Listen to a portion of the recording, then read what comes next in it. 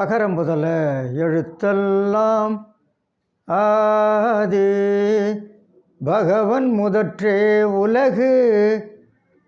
பாக்குப்பன். வணக்கம். இன்று என் சிதறல் வாங்குவோம் நாலடி.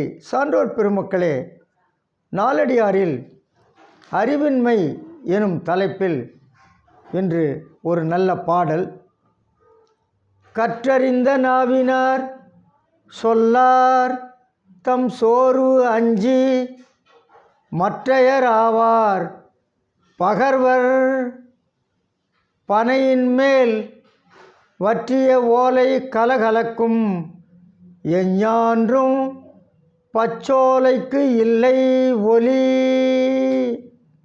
நாலடியார். அறிவுடையவர்கள் எப்படி நடந்து கொள்வார்கள், பேசுவார்கள்?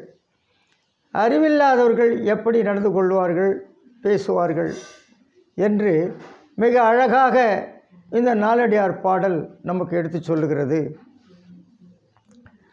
பனைமரத்தின் மேலுள்ள உலர்ந்த ஓலை கலகல என ஒலிக்கும்.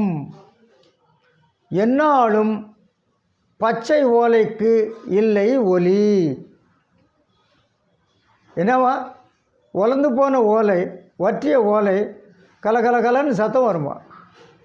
ஆனால் எந்த காலத்திலையும் எந்நாளும் பச்சை ஓலைக்கு அந்த ஒலி இல்லை. பச்சை ஓலைக்கு ஒலி இல்லை.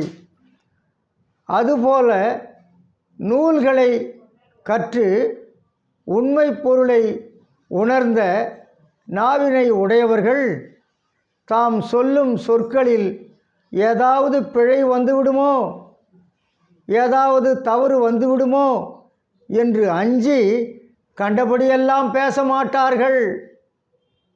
கற்றறிந்தவர்கள் அவங்க, அறிவுடையவர்கள் அவங்க. கற்றறிந்த நூல்களை கற்றறிந்து உண்மை பொருளை உணர்ந்த நாவினை உடையவர்கள் என்னவா? கண்டபடியெல்லாம் பேச மாட்டார்கள்.